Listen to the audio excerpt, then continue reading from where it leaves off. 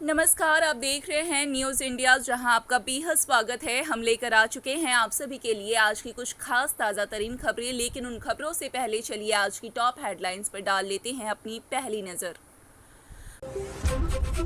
अंतरिक्ष से भारत को सुरक्षा दे रहे हैं 10 उपग्रह। देश की रक्षा में क्या भूमिका निभा रहे हैं, आईएसआरओ ने बताई बड़ी खबर।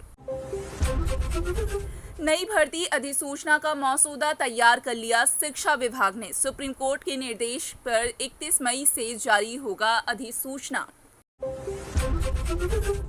साइबर अपराध का भांडाफोड़, करीब 10 लाख रुपए वापस लौटा पाई हुगली ग्रामीण पुलिस। टलाइन कांड, 4 महीने की लंबी लड़ाई के बाद एसएसकेएम में मेदिनीपुर की प्रस्तुतिता की मौत। युद्ध का मतलब है विनाश, शांति ही देश की असल तरक्की, विमान बसु की बड़ी बयानबाजी। भारत का पलटवार, उरी पुलवामा में शहीद जवानों के परिवारों की सलामी। नए बस नियम, निश्चित आकार की सीटें अनिवार्य नहीं होंगी, आपातकालीन दरवाजा और यात्रियों की सुरक्षा पर जोर। सीमा पर पाकिस्तान के ड्रोन पर बीएसएफ का प्रहार, भारतीय सेना के साथ मिलकर दिखाई ताकत। ब्राजील को मिला नया कोच, कार्लो अंचेलोती करेंगे टीम की कमान संभालने की तैयारी। ऑपरेशन सिंदूर बना गर्व का प्रतीक, उत्तर प्रदेश में नवजात बच्चियों का नाम रखा जा रहा है सिंदूर। जी हाँ, तो ये है आज की कुछ खास टॉप हेडलाइंस। चलिए इन्हीं खबरों पर एक एक करके विस्तार पूर्वक चर्चा करते हैं, लेकिन उससे पहले अगर आप हमारे चैनल पर नए हैं तो ज़रूर से ही हमारे चैनल को लाइक करके सब्सक्राइब कर दे, ताकि ऐसी और तमाम खबरें आप तक सही समय पर मिलती रहे। तो चलिए खबरों की रेलगाड़ी की शुरुआत करते हैं। दरअसल अंतरिक्ष से भारत और भारतीयों की सुरक्षा सुनिश्चित करने के लिए 10 कृत्रिम उपग्रह लगातार काम कर रहे हैं। यह जानकारी भारतीय अंतरिक्ष अनुसंधान संगठन के अध्यक्ष बी नारायण ने दी है। रविवार को मणिपुर के इम्फाल में केंद्रीय कृषि विश्वविद्यालय के एक कार्यक्रम में भाषण देते हुए उन्होंने बताया कि आईएसआरओ प्रमुख ने बताया कि इन उपग्रहों का मुख्य उद्देश्य रणनीतिक तौर पर देश की सुरक्षा सुनिश्चित करना है और ये उपग्रह दिशा में निरंतर काम कर रहे हैं। गौरतलब है कि बयान भारत पाकिस्तान तनाव और हालिया संघर्ष विराम समझौते के बीच आया है। नारायण ने यह भी जताया कि भारत अंतरिक्ष क्षेत्र में एक जीवंत शक्ति के रूप में उभर रहा है। उनका विश्वास है कि भारत 2040 तक अपना पहला अंतरिक्ष स्टेशन स्थापित कर लेगा। इम्फाल के कार्यक्रम में उन्होंने यह भी बताया कि अब तक 34 देशों के 433 उपग्रह भारत से अंतरिक्ष भेजे जा चुके हैं। अपने भाषण के दौरान उन्होंने देश की सुरक्षा और रक्षा में अंतरिक्ष प्रौद्योगिकी की भूमिका को रेखांकित किया है। उन्होंने कहा, हमारे पड़ोसियों के बारे में आप सभी जानते हैं। देश की सुरक्षा सुनिश्चित करने के लिए हमें उपग्रहों की मदद से निगरानी रखनी होगी। हमें अपने 7000 किलोमीटर लंबे समुद्री तट पर नजर रखनी होगी और उत्तर भारत के पूरे क्षेत्र लगातार निगरानी बनाए रखने की बात कही है। उनके अनुसार देश की सुरक्षा के लिए उपग्रह और ड्रोन तकनीक अनिवार्य हो गई है। पहले गांव और अब शहरों में भी तनाव काफी बढ़ गया है। पिछले मंगलवार को भारत ने पाकिस्तान अधिकृत कश्मीर में स्थित 9 चिन्हित आतंकी ठिकानों पर हमला किया था। भारत ने यह स्पष्ट किया था कि उसने पाकिस्तान की किसी सैन्य चौकी को निशाना नहीं बनाया। इसके बाद पाकिस्तान ने भारत पर हमला किया, जिसका भारतीय सेना ने भी जवाब दिया। 4 दिन तक चले संघर्ष के बाद अमेरिका की मध्यस्थता में दोनों देशों के बीच संघर्ष विराम का समझौता हुआ है। हालांकि मामला अब भी गंभीर बना हुआ है और ऐसे में चंद्रयान की तैयारी हर किसी को चौंका देने वाली है। वहीं पश्चिम बंगाल में 26,000 नौकरियां रद्द मामले में सुप्रीम कोर्ट पहले ही निर्देश दे चुके हैं। राज्य सरकार को 31 मई से नई भर्तियां प्रक्रिया शुरू करने की अधिसूचना जारी करनी होगी। अगर ऐसा नहीं होता है तो शिक्षा विभाग में समय सीमा समाप्त हो जाएगी। अधिसूचना का मसौदा तैयार करने के लिए निर्णय लिया जा रहा है। शिक्षा विभाग के सूत्रों के अनुसार मसौदा अब नवान्न यानी राज्य सचिवालय की अंतिम स्वीकृति पर प्रतीक्षा कर रहा है। स्वीकृति मिलने की अधिसूचना जारी हो जाएगी और इसी के साथ शिक्षा विभाग को अभी तक स्कूलों में विषयवार और आरक्षण के आधार पर कितने पद खाली है उसकी पूरी सूची प्राप्त नहीं हुई है। यह जिम्मेदारी जिला स्तरीय स्कूल निरीक्षकों की है, जिन्होंने यह जानकारी इकट्ठा कर विभाग को भेजनी है। जब तक यह आंकड़ा नहीं मिलेगा, अधिसूचना प्रकाशित नहीं की जा सकती है। राज्य की इस अधिसूचना को लेकर शिक्षक समुदाय में मिलाजुला प्रतिक्रिया देखने को मिल रहा है। कई शिक्षक आशावादी तो कई वेतन बंद होने की आशंका में चिंतित है। वंगीय शिक्षक शिक्षाकर्मी समिति के महासचिव स्वप्न मंडल ने कहा कि सुप्रीम कोर्ट के निर्देश अनुसार समय के भीतर अधिसूचना जारी करने का हलफनामा देना जरूरी है। अगर रिव्यू पिटीशन में सकारात्मक फैसला आया तो यह अच्छा होगा, लेकिन अगर सरकार समय पर अधिसूचना नहीं दे पाती है तो शिक्षकों का वेतन बंद होने की भी संभावना है। वहीं नौकरी गंवाने वाले कई उम्मीदवारों का कहना है कि वे रिव्यू पिटीशन के अंतिम निर्णय के बिना परीक्षा नहीं देंगे। उनका कहना है कि अधिसूचना जारी करने से पहले सरकार को उनके साथ चर्चा करनी चाहिए थी। दूसरी ओर अभी भी कई नौकरी इच्छुक उम्मीदवार एसएससी कार्यालय का घेराव किए हुए हैं, जिससे स्कूल सर्विस कमीशन का सामान्य कामकाज प्रभावित हो रहा है, ऐसा दावा भी किया गया है।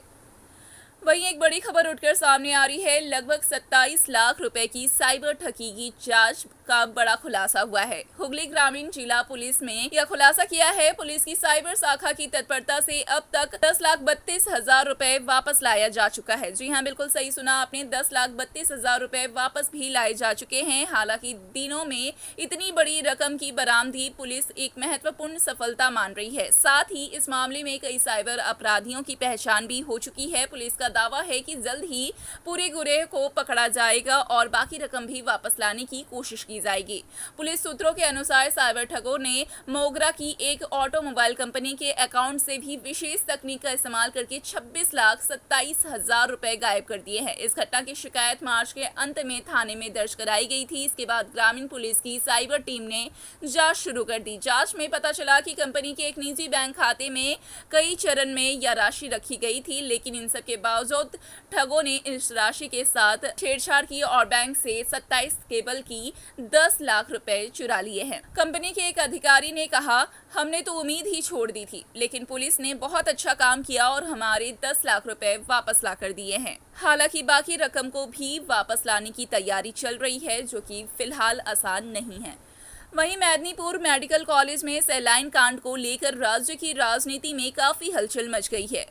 लैक्टेट सैलाइन देने की बात से यहां भर्ती 5 प्रस्तुताएं और साथ ही साथ अचानक बीमार पड़ने की भी खबरें सामने आ रही है। विषाक्त सैलाइन के कारण सबसे पहले एक महिला की मौत हुई है। इसके बाद बाकी 4 महिलाओं, जिनका नाम रेखा साव, मम्पी सिंह, मिनारा बीबी और नासरीन खातून हुए, तुरंत ही एम्बुलेंस से कोलकाता लाया गया है उन्हें और SSKM अस्पताल में भर्ती किया गया है। इनमें से नासरीन खातून 12 जनवरी से लगातार हॉस्पिटल में ही इलाजरत हैं और करीबन 4 महीने के लंबी संघर्ष के बाद रविवार रात 11 बजे उनकी मृत्यु हो गई। अस्पताल सूत्रों के अनुसार मल्टी ऑर्गन फेलियर के कारण उनकी मौत हुई है। पहले ही उनके मस्तिष्क में रक्त प्रवाह के बाधा और किडनी डैमेज की जानकारी सामने आई थी। नासरीन के परिवार का दावा है कि लगभग 10 दिन पहले उन्हें जनरल वार्ड में शिफ्ट कर दिया गया था और लगभग ठीक भी हो चुकी थी वो, लेकिन 10 मई को उन्हें घर लौटना था और शुक्रवार रात से ही उन्हें फिर से मिर्गी और उल्टी होने लगी और रविवार की रात को उनकी मृत्यु हुई है। सोमवार को नासरीन के शव का पोस्टमार्टम भी किया जाएगा, ऐसा अस्पताल सूत्रों ने बताया। गौरतलब है कि इस घटना के बाद मेदिनीपुर मेडिकल कॉलेज में सैलाइन को लेकर लापरवाही और प्रतिबंधित सैलाइन देने के आरोप लगे थे। उस समय ड्यूटी पर मौजूदा कर्मचारियों को निलंबित भी किया गया था। वहीं भारत और पाकिस्तान ने संघर्ष विराम का रास्ता चुना है। ऐसे समय में पश्चिम बंगाल के वामपंथी दलों ने शांति का समर्थन में एक रैली आयोजित करने का आह्वान किया है, लेकिन इस निर्णय को लेकर आम लोगों के बीच तीव्र प्रतिक्रिया देखी जा रही है। वामपंथी कार्यकर्ताओं के एक वर्ग का मानना है कि संघर्ष विराम के बावजूद पाकिस्तान ने भारत पर हमला किया है, इसलिए इस समय शांति मार्च निकालना सही नहीं है। वाम फ्रंट के चेयरमैन और वरिष्ठ CPM नेता विमान वसूकी ने यह साफ तौर पर स्पष्ट किया है कि संघर्ष विराम के बाद पाकिस्तान का हमला अन्यायपूर्ण है। पाकिस्तान चाहता है कि यह मुद्दा लगातार बना रहे। ऐसे समय में देश भर में खासकर कश्मीर को लेकर लोगों में पाकिस्तान के खिलाफ गुस्सा है। युद्ध उन्माद और आतंकवाद के खिलाफ तथा सांप्रदायिक सौहार्द बनाए रखने के उद्देश्य से मंगलवार शाम धर्मतल्ला से सियालदा तक रैली आयोजित की जाएगी। एक युवा वाम नेता ने कहा कि हम युद्ध नहीं चाहते, लेकिन व्यक्तिगत रूप से लगता है कि रैली का समय उपयुक्त नहीं है। इस रैली में वामफ्रंट की पार्टियों के अलावा SUC और CPI-ML भी शामिल होंगे। विमान बसों ने कहा, उस दिन पहलगाम में इतने सारे पर्यटक गए थे, वहां सुरक्षा क्यों नहीं थी? आतंकवादी इस इलाके में कैसे पहुंचे, इसका जवाब कौन देगा? हम कहते हैं युद्ध मतलब विनाश। हम कहते हैं कश्मीर में आतंकवादी हमलों का समर्थन देना बंद करे पाकिस्तान। इसकी जिम्मेदारी पाकिस्तान को लेनी ही होगी।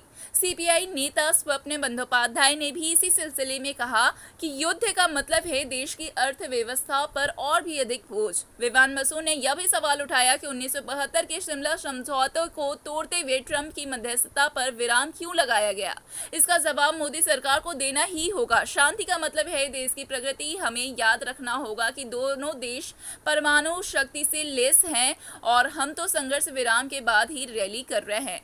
SUC के महासचिव प्रभाव घोष ने भी भारत पाक के बीच अमेरिका की भूमिका पर कड़े सवाल उठाए हैं। वहीं भारत द्वारा हाल में ही किए गए सैन्य अभियान ऑपरेशन सिंदूर को शहीदों के परिवार ने नमन किया है, लेकिन इस बार उनको सब कुछ चौंका देने वाला लगा, क्योंकि मिता संता ने पुलवामा हमले में शहीद CRPF जवान बबलू शांता की पत्नी, जो कि पहले युद्ध के खिलाफ अपनी शांति की अपील के लिए चर्चा कर रही थी। फिलहाल 14 फरवरी 2019 को जम्मू कश्मीर के पुलवामा में आतंकवादी हमले में 40 CRPF जवान शहीद हो गए थे, जिनमें से एक थे पश्चिम बंगाल के हावड़ा जिले के बबलू शांता। उस समय जब पूरे देश में बदले की मांग तेज हो रही थी, तब मिता सांत्रा ने साहसपूर्णता दिखाया और युद्ध समाधान नहीं हो सकता ऐसे नारे लगाए थे। लेकिन इस बार पहलगाम की घटना, जिसमें 26 लोग की मौत हुई है, यह घटना उन्हें भी विचलित कर गई है। मीता ने कहा, मैं हमेशा से शांति ही पक्षधर हूं, लेकिन कभी कभी शांति की पुकार को सख्ती से रोकना भी जरूरी है। पहलगाम में जो हुआ उसकी कोई माफी नहीं हो सकती है। मैं भारतीय सेना की जवाबी कार्रवाई को सलाम करती हूं। निर्दोष लोगों की हत्या करने वाले लोगों को कठोर सजा मिलनी ही चाहिए। आतंकवादी अक्सर सुरक्षा बलों को निशाना बनाते हैं, लेकिन इस बार ऐसा नहीं होगा। उधर उरी और पुलवामा में शहीद अन्य जवानों के परिवारों ने भी भारत के पलटवार उचित और साहसी नियम को खूब बेहतरीन बताया और इसकी खूब तरफदारी करते हुए तारीफें की। वहीं इन्हीं सबके बीच यात्रियों की सुरक्षा को सर्वोच्च प्राथमिकता देते हुए पश्चिम बंगाल के परिवहन विभाग ने बसों के ढांचे और सुरक्षा मानकों को लेकर दिशा निर्देश जारी किए हैं। हालिया अधिसूचना के अनुसार सभी सरकारी, निजी मिनी बस, स्कूल बसें और यात्री परिवहन में इस्तेमाल होने वाले अन्य सभी बसों के नियम को पालन करना अनिवार्य हो गया है। आप सभी को बताते चले कि इसके लिए कुछ मुख्य बदलाव भी किए गए हैं, जैसे कि आपातकालीन दरवाजे हटेंगे। अब बसों में कोई अलग से इमरजेंसी डोर नहीं रहेगा, इसका स्थान पूरी तरीके से खत्म हो जाएगा और इसके स्थान पर मुख्य चढ़ने उतरने वाले दरवाजे में ही ग्रैब रेल यानी पकड़ने की लोहे की स्टील और छड़ी लगाई जाएगी, ताकि यात्री सुरक्षित ढंग से बस में चढ़ और उतर सके। वहीं दूसरी तरफ सीढ़ियों की ऊंचाई निर्धारित की गई है। जमीन से बस की सबसे पहली सीढ़ी की ऊंचाई 25 से 43 सेंटीमीटर के बीच होनी चाहिए, जिससे बुजुर्ग और विकलांग यात्रियों को भी असुविधा ना हो। दरवाजे की चौड़ाई में भी बदलाव देखा गया है। बस का मुख्य दरवाजा कम से कम 53 सेंटीमीटर चौड़ा होना अनिवार्य है। निश्चित आकार की सीटें होनी भी बहुत ज्यादा जरूरी है। सभी बसों में सीटों का एक मानकीकरण किया जाएगा, ताकि यात्रियों को समुचित जगह पर सुविधा मिल सके। वहीं इन्हीं सबके बीच में पाकिस्तान की ओर से हो रहे ड्रोन हमलों को नाकाम करने की सीमा सुरक्षा बल BSF की भूमिका की भारतीय सेना ने खुले दिल से सराहना की है।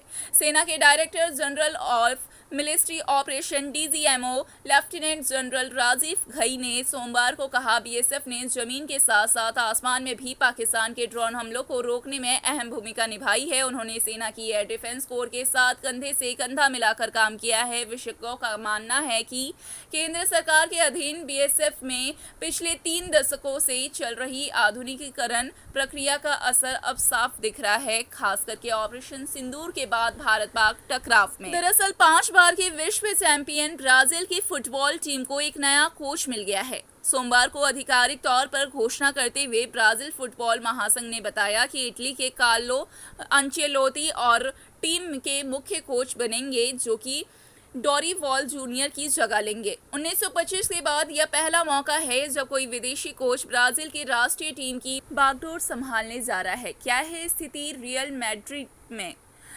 अंचेलोती फिलहाल स्पेनिश क्लब रियल मैड्रिड के कोच हैं। पिछले साल ही ब्राजील ने उन्हें कोच बनाने की कोशिश की थी, लेकिन रियल मैड्रिड उन्हें छोड़ने को तैयार नहीं थे। इस बार हालात अलग है। रियल इस सीजन में कोई बड़ा ट्रॉफी जीतने में असफल रहा। वहीं बार्सिलोना से 4 बार हार, जिसमें हाल की 3 से 4 लीग हार शामिल थी। टीम के खराब फॉर्म को भी दर्शाया गया है। कहीं न कहीं 5 मई को रियल का आखिरी मुकाबला होगा और रियल सोसिएदाद के खिलाफ, और उसके ठीक अगले दिन 26 मई को अंचेलोती ब्राजील की जिम्मेदारी संभालेंगे। क्या अब रियल मैड्रिड को जावी मिलेंगे? अब सवाल उठता है कि अंचेलोती के जाने के बाद रियल मैड्रिड के कोच की जिम्मेदारी कौन लेंगे। कुछ सूत्रों का मानना है कि बार्सिलोना के पूर्व कोच जावी को यह जिम्मेदारी मिल सकती है, लेकिन इस पर अभी तक कोई आधिकारिक पुष्टि नहीं हुई है। वहीं भारत द्वारा पहलगाम हमले के जवाब में 7 मई की रात पाकिस्तान और पीओके में की गई सैन्य अधिकारी कार्रवाई, जिसे ऑपरेशन सिंदूर का नाम दिया गया था, देशवासियों की भावनाओं से जुड़ गया है। इस सैन्य सफलता का असर अब नवजातों के नामकरण में दिखने लगा है। उत्तर प्रदेश के कुशीनगर जिले में 17 नवजात बच्चियों का नाम सिंदूर रखा गया है। कुशीनगर मेडिकल कॉलेज के प्रिंसिपल डॉक्टर आर.के. शाही ने बताया कि 10 और 11 मई को जन्मी इन बच्चियों को सिंदूर नाम दिया गया है। इनमें से एक है अर्चना शाही, जिन्होंने ऑपरेशन के कुछ दिन पहले ही एक बेटी को जन्म दिया। अर्चना कहती है, भारतीय सेना ने पाकिस्तान को करारा जवाब दिया है और इस पर हमें गर्व है, इसलिए हमने अपनी बेटी का नाम सिंदूर रखा है। यह सब सिर्फ एक शब्द नहीं बल्कि देशभक्ति का प्रतीक माना गया है। उनके पति अजीत भी इस फैसले में उनके साथ थे। वे बताते हैं कि बेटी के जन्म से पहले ही उन्होंने नाम सोच रखा था। जी हाँ, तो सिंदूर नाम पर क्या कुछ कहना चाहेंगे आप, और कैसी लगी आपको ये सारी खबरें? हर एक खबर पर आपकी क्या है राय, हमें कमेंट के जरिए बताएं। साथ ही इसी तरह के और भी तमाम खबरों के लिए हमारे चैनल को सब्सक्राइब करें और हाँ, पास खड़े बेल आइकन की बटन को दबाना बिल्कुल ना भूलें, ताकि हर सुबह आप तक ऐसी ही ताज़ा तारीन खबरें पहुँचती रहे। तो चलिए मिलते हैं आपके साथ इसी तरह के किसी दूसरी वीडियो में। तब तक के लिए जय हिंद, वंदे मातरम।